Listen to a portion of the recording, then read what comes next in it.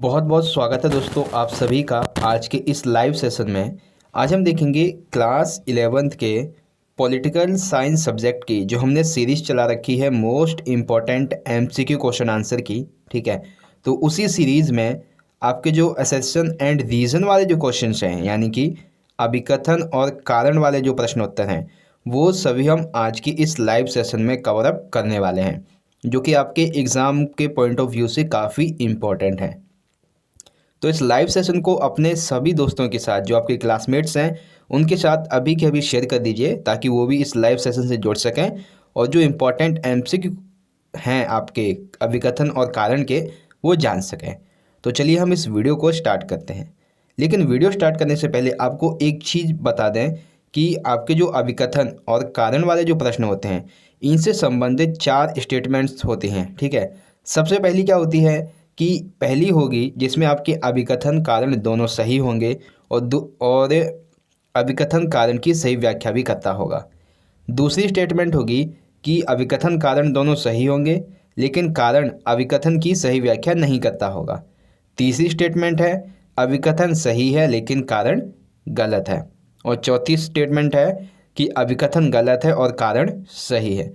तो ये 4 आपकी स्टेटमेंट हैं और इन्हीं से संबंधित आपके 20 मोस्ट इम्पॉर्टेंट अभिकथन और कारण वाले प्रश्न आज के इस लाइव सेशन में हम कवर करेंगे। तो चलिए स्टार्ट करते हैं आज का ये वीडियो। तो देख सकते हैं बच्चों, क्वेश्चन नंबर फर्स्ट है आपका, अभिकथन कहता है कि भारतीय संविधान दुनिया का सबसे बड़ा संविधान है या फिर भारतीय संविधान दुनिया के सबसे बड़े संविधान में से एक है। कारण है संविधान को बनने में कुल 2 साल 11 महीने एवं 18 दिन लगे। तो देखिए ये जो अभिकथन और कारण है ये दोनों सही भी हैं और कारण अभिकथन की सही व्याख्या करता है। किस तरह से? क्योंकि दुनिया का सबसे बड़ा संविधान है। क्यों है?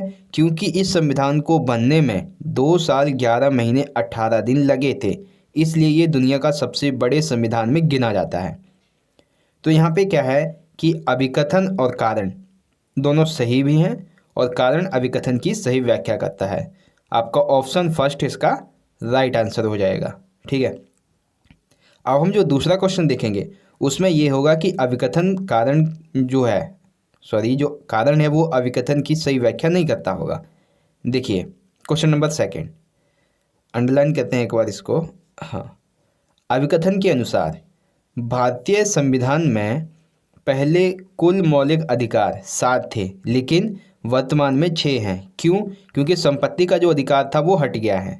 ठीक है, अब कारण कहता है कि 1928 में मोतीलाल नेहरू समिति ने अधिकारों के घोषणा पत्र की मांग उठाई। अब देखिए अगर ये जो कारण है वो मौलिक अधिकार से संबंधित होता, ठीक है, तो ये कारण भी सही होता और ये इसकी व्याख्या भी कर रहा होता। हालांकि ये जो कारण है, कारण में बताया जा रहा है कि 1928 में मोतीलाल नेहरू समिति ने अधिकारों के घोषणा पत्र की मांग उठाई, ये बात सही है, लेकिन ये बात कहीं भी मौलिक अधिकारों से रिलेट नहीं करती है। ठीक है, तो इस कंडीशन में जो आपका ऑप्शन सेकंड है, अभिकथन एवं कारण दोनों सही हैं लेकिन कारण अभिकथन की सही व्याख्या नहीं करता है, ये वाला ऑप्शन आपका राइट होगा। ठीक है, आई होप आप समझ गए होंगे। अब देखिए एक और स्टेटमेंट जिससे संबंधित है, आपका ऑप्शन थर्ड जो है उससे संबंधित है।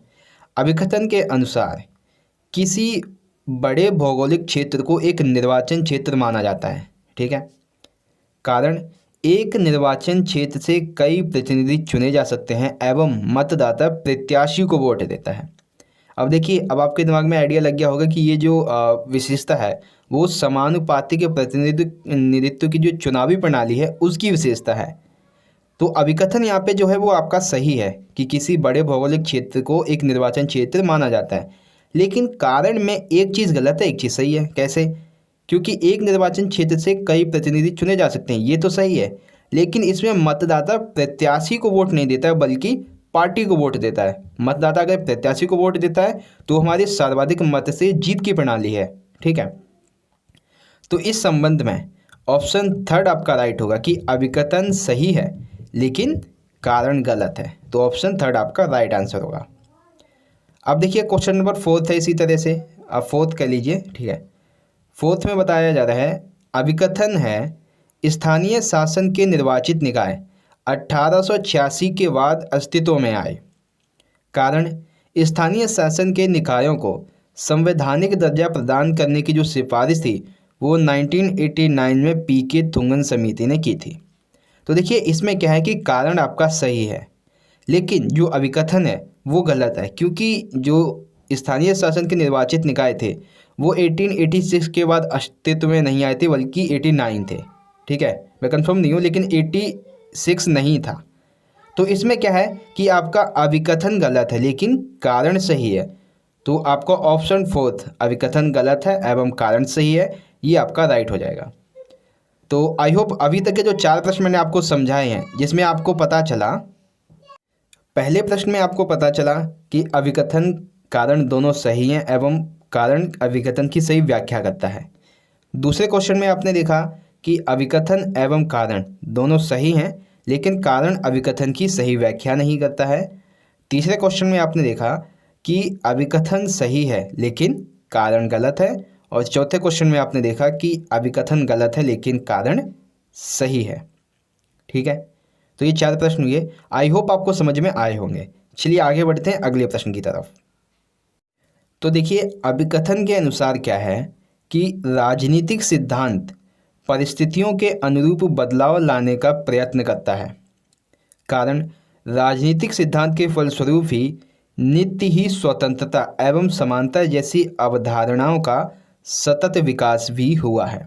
तो यहाँ पे क्या है, अभिकथन भी आपका सही है और कारण भी आपका सही है, और कारण अभिकथन की सही व्याख्या भी करता है। तो ऑप्शन फर्स्ट आपका राइट आंसर हो जाएगा। ठीक है, अब देखिए क्वेश्चन नंबर सेकंड है, ये दूसरी स्टेटमेंट से संबंधित है। क्या है कि अभिकथन प्राकृतिक अधिकार, देखिए अभिकथन कहता है कि प्राकृतिक अधिकार वे अधिकार हैं जो व्यक्ति को प्रकृति ने दिए हैं एवं जिन्हें कोई छीन नहीं सकता है। कारण मौलिक अधिकारों के उल्लंघन पर आप न्यायालय जा सकते हैं एवं न्यायालय भी इसकी कार्यवाही करेगा। तो देखिए एक जो प्रश्न है, जो अभिकथन है, वो प्राकृतिक अधिकार की बात कर रहा है, लेकिन कारण मौलिक अधिकार की बात कर रहा है। तो अभिकथन और कारण हैं तो दोनों सही, लेकिन यहाँ पे व्याख्या नहीं कर रहा है कारण अभिकथन की। ठीक है, तो आपका कौन सा ऑप्शन सही होगा? ऑप्शन सेकंड, अभिकथन एवं कारण दोनों सही हैं लेकिन कारण अभिकथन की सही व्याख्या नहीं कर रहा है। ठीक है बच्चों, आई होप आपको अच्छे से समझ में आ रहे होंगे प्रश्न। अगर अच्छे से समझ में आ रहे हैं तो लाइक कीजिएगा ज़रूर। देखिए अगला क्वेश्चन है, अभिकथन के अनुसार विकास का शाब्दिक अर्थ है उन्नति, प्रगति, कल्याण और बेहतर जीवन की अभिलाषा, इसे ही विकास कहते हैं। कारण है विकास का उद्देश्य होता है व्यक्ति, समाज और देश का सर्वांगीण विकास करना, रोजगार में वृद्धि करना, अर्थव्यवस्था में आत्मनिर्भर लाना। तो देखिए अभिकथन और कारण दोनों ही विकास से संबंधित है, एक शाब्दिक अर्थ के बारे में है, एक उद्देश्य के बारे में है। तो यहाँ पे क्या है, अभिकथन और कारण दोनों सही भी हैं और कारण अभिकथन की सही व्याख्या भी कर रहा है। तो ऑप्शन फर्स्ट आपका राइट आंसर हो जाएगा। ठीक है बच्चों, अब देखिए क्वेश्चन नंबर आगे है, मतलब अगला क्वेश्चन है, अभिकथन के अनुसार संविधान के 73वें संविधान संशोधन में 29 विषयों को स्थानीय शासन के अधीन रखा है। ये जो क्वेश्चन है आपके सैंपल पेपर में दिया हुआ है। ठीक है, कारण ये सभी 29 विषय स्थानीय विकास तथा कल्याण की आवश्यकताओं से जुड़े हैं। तो ये दोनों ही कथन सही भी हैं और कारण अभिकथन की व्याख्या भी कर रहा है। तो यहाँ पे आपका ऑप्शन फर्स्ट राइट हो जाएगा। ठीक है, अब देखिए अगली स्टेटमेंट से संबंधित है। अब यहाँ पे आपका जो संविधान वाला चैप्टर है उससे प्रश्न पूछा गया है कि अभिकथन के अनुसार भारतीय संविधान जो है इसका निर्माण संविधान सभा के द्वारा किया गया। कारण संविधान सभा का जो गठन था वो कैबिनेट मिशन की सिफारिश पे हुआ है। अब देखिए अभिकथन में संविधान सभा के बारे में बात की गई है और कारण में भी संविधान सभा की जो गठन है वो कैबिनेट मिशन की सिफारिश भी हुई है। तो अभिकथन और कारण दोनों सही भी हैं और कारण आपके अभिकथन की सही व्याख्या भी कर रहा है। तो ऑप्शन फर्स्ट आपका राइट हो जाएगा। ठीक है, अब देखिए अगला है, अभिकथन के अनुसार भारतीय संविधान में लोकसभा के चुनाव के लिए फर्स्ट पास्ट द पोस्ट यानी कि जो सबसे आगे जीत उसकी, इस चुनावी प्रणाली को अपनाया गया। कारण भारत जैसे विशाल जनसंख्या वाले देश में इसकी सरलता के फलस्वरूप इसको सर्वसम्मति मिली, यानी कि ये काफ़ी सरल प्रणाली है जिसकी वजह से लोग इसे काफ़ी पसंद करते हैं एवं इसे सर्वसम्मति मिली है। तो अभिकथन कारण दोनों सही भी हैं और कारण अभिकथन की सही व्याख्या भी कर रहा है। तो ऑप्शन फर्स्ट आपका राइट आंसर हो जाएगा। अगला देखिए, अभिकथन और कारण पढ़ते हैं पहले हम। अभिकथन के अनुसार प्रदेशों की सरकार के लिए 5 वर्ष पर एक प्रादेशिक वित्त आयोग बनाना जरूरी है जो प्रदेश में मौजूद स्थानीय शासन की संस्थाओं को आर्थिक स्थिति का जायजा लेगा। कारण इस पहल के द्वारा यह सुनिश्चित किया गया है कि ग्रामीण स्थानीय शासन को धन आवंटित करना राजनीतिक मसला ना बने। तो अब इस प्रश्न का उत्तर बच्चों मैं आप पे छोड़ता हूँ, आप कमेंट बॉक्स में बताइए कि इसका राइट आंसर क्या होगा। ठीक है, ये 4 ऑप्शन है और इसका राइट आंसर आपको स्क्रीन पर भी दिख रहा होगा। ठीक है, तो ये जो अभिकथन और कारण वाला प्रश्न है आई होप समझ में आया होगा आपको। अगला देखिए, अगला है आपके राजनीतिक सिद्धांत वाले चैप्टर से है। इसमें पूछा जा रहा है अभिकथन के अनुसार राजनीतिक सिद्धांत हमें न्याय या समानता के बारे में सुव्यवस्थित सोच से अवगत कराते हैं। सही है। कारण है राजनीतिक सिद्धांत से हम अपने विचारों को परिष्कृत कर देते हैं और सार्वजनिक हित में सुविज्ञ तरीके से तर्क वितर्क भी कर सकते हैं। तो यहाँ पे राजनीतिक सिद्धांत का अभिकथन भी सही है, कारण भी सही है और कारण अभिकथन की सही व्याख्या भी यहाँ पर कर रहा है। ऑप्शन फर्स्ट आपका राइट हो जाएगा।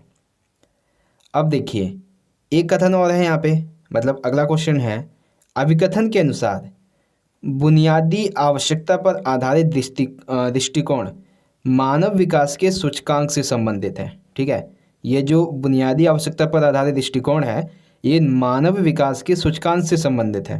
कारण आहार, शिक्षा, स्वास्थ्य और आश्रय जैसी बुनियादी जरूरतों की पूर्ति इसके अंतर्गत की जाती है। तो अभिकथन भी सही है, कारण भी सही है और कारण अभिकथन की सही व्याख्या भी यहाँ पर कर रहा है। तो ऑप्शन फर्स्ट आपका राइट होगा। अगला देखिए क्वेश्चन है आगे। ये जो प्रश्न है वो आपके अधिकार वाले चैप्टर से है। इसमें पूछा गया है, देखिए, अभिकथन के अनुसार संयुक्त राष्ट्र संघ की सामान्य सभा ने अधिकारों के बारे में एक मानवाधिकार की सार्वभौमिक घोषणा की। कब की थी? 10 दिसंबर 1948 को एवं इसे स्वीकार कर लागू किया। कारण है संयुक्त राष्ट्र संघ की स्थापना 24 नवंबर 1945 को हुई थी। अब देखिए, अभिकथन में तो बताया जा रहा है मानवाधिकारों की सार्वभौमिक घोषणा, लेकिन कारण में बताया गया है कि इसकी स्थापना कब हुई, किसकी? यूएनओ की। तो यहाँ पे क्या है कि अभिकथन भी आपका सही है, लेकिन जो कारण है ना तो वो व्याख्या कर रहा है ना ही तो ये सही है। तो ये जो स्टेटमेंट होगी वो किससे जुड़ी है? ऑप्शन थर्ड से, कि अभिकथन सही है लेकिन कारण गलत है।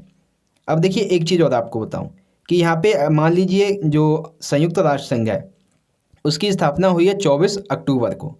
अगर यहाँ पे मैं 24 नवंबर की जगह, ठीक है, अक्टूबर लिख देता हूँ, ठीक है, तो अक्टूबर जब लिख दूंगा तो यहाँ पे ये स्टेटमेंट चेंज हो जाएगी। क्या हो जाएगी?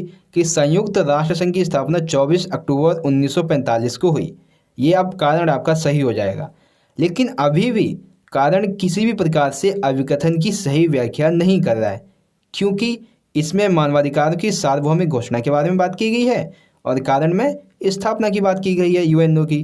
तो इस स्टेटमेंट में जो आपका ऑप्शन सेकंड होगा, अभिकथन कारण दोनों सही होंगे लेकिन कारण अभिकथन की सही व्याख्या नहीं कर रहा होगा। ठीक है, आई होप आप समझ गए होंगे।